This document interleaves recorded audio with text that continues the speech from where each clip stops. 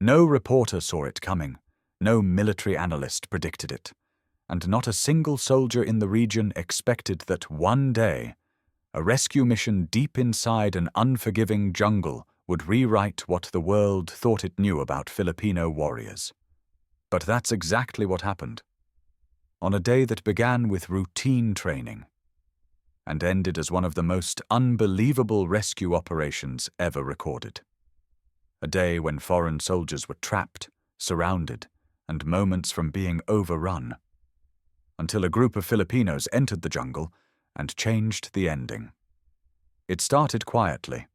A multinational team led by Commander Lewis Carter, a veteran officer with 2 decades of experience, entered a remote jungle region for a standard joint training exercise.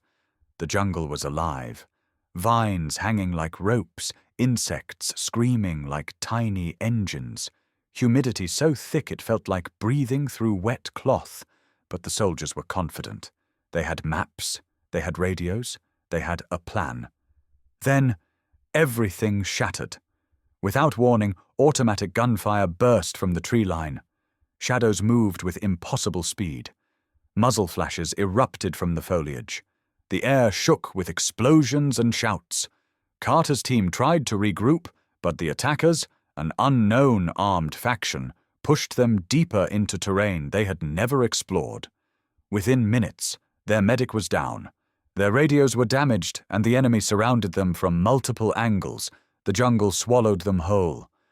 Carter knelt behind a fallen log, sweat dripping from his helmet. His men were injured, shaken, low on ammunition. If the next attack came, they wouldn't survive. He grabbed his half-functioning radio and whispered into it. Anyone who can hear this, we need help. No answer, just static. 40 kilometers away, in a modest Philippine forward operations station, Sergeant Paulo Navarro, a communications specialist, leaned back in his chair. He'd been monitoring signals all afternoon, nothing unusual. Until suddenly, a faint, nearly invisible sound flickered through his headset. A voice, broken, thin, almost swallowed by the storm of interference. He adjusted knobs. Static faded. A few words emerged. Trapped, injured, need help. Paolo shot upright. This wasn't a drill. He ran toward his commanding officer, Captain Arvin de la Peña, a man known for his unwavering belief that every call matters, even the ones you barely hear. Paolo saluted sharply. Sir, unidentified distress call, foreign accent, weak signal, could be hostile activity. De la Peña didn't hesitate.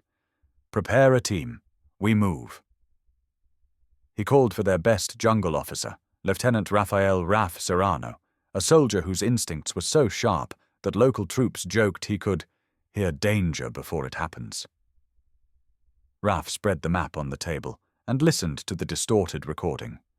He tapped a finger on a narrow valley surrounded by cliffs.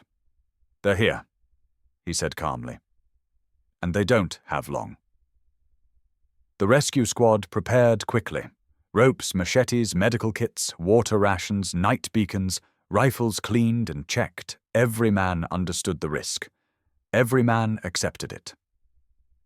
As they entered the jungle, the temperature fell silent around them, nature's warning that danger was near.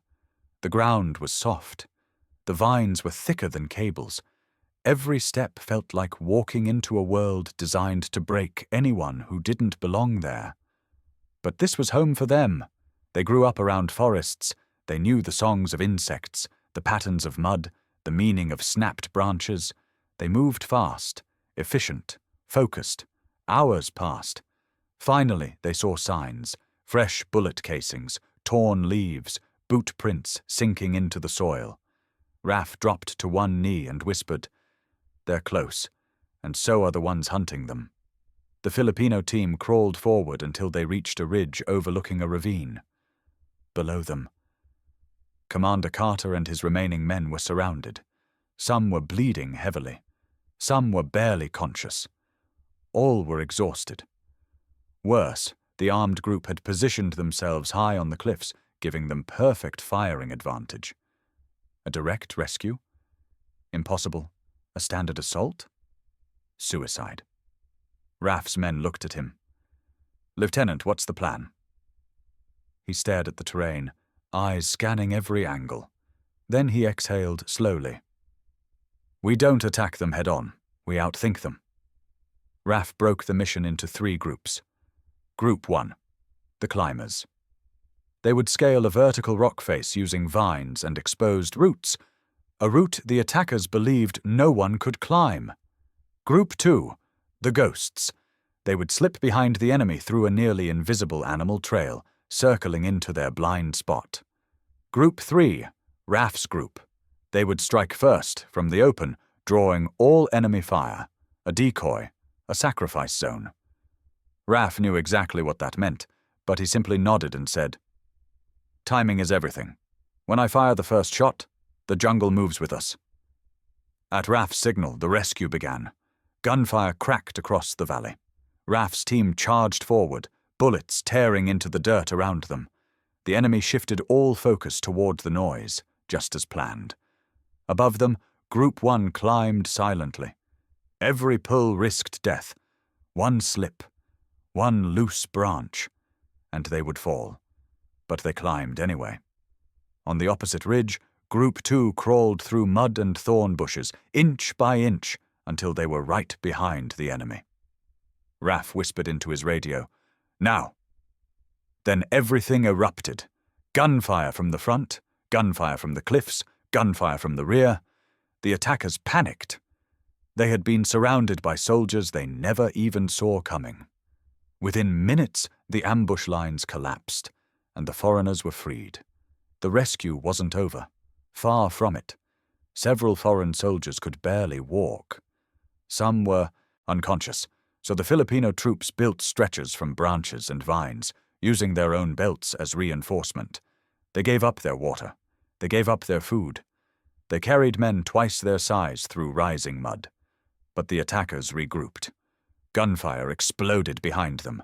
Ambushes sprang from both sides. Raf ordered, "Protect the injured. Keep the formation tight. No gaps." Rain hammered the leaves. Mosquitoes swarmed. Leeches clung to exposed skin. The jungle felt alive and angry. Yet the Filipinos held their ground, step by step, fighting and carrying at the same time. Just before sundown, they reached a wide river, their only path to safety. But as the first soldier stepped into the water, a deafening explosion tore through the air. The enemy launched a final, overwhelming ambush. Bullets shattered the water surface. Branches exploded like grenades. Raf shouted, "Form the shield wall! Get them across!" Filipino soldiers stood in the river, waist deep, firing at the tree line. Some held stretchers above the water with one arm and fired with the other. A bullet grazed Raf's neck. Blood mixed with rainwater. But he didn't stop. "Keep moving. Nobody stays behind." Minute by minute, meter by meter, they pushed through, until finally, the enemy fire faded. The attackers retreated. They had lost. When the combined team finally stepped out of the jungle and into the outpost clearing, every soldier collapsed in exhaustion. But they were alive. Every single one. Foreign soldiers cried openly. Some dropped to their knees, thanking their rescuers. Carter approached Raf with trembling hands. "You didn't just save us. You refused to let us die." News spread quickly. Drone footage and helmet cameras captured the entire rescue.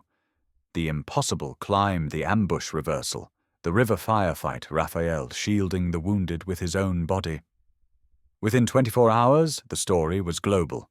Military analysts called it a masterclass in jungle warfare.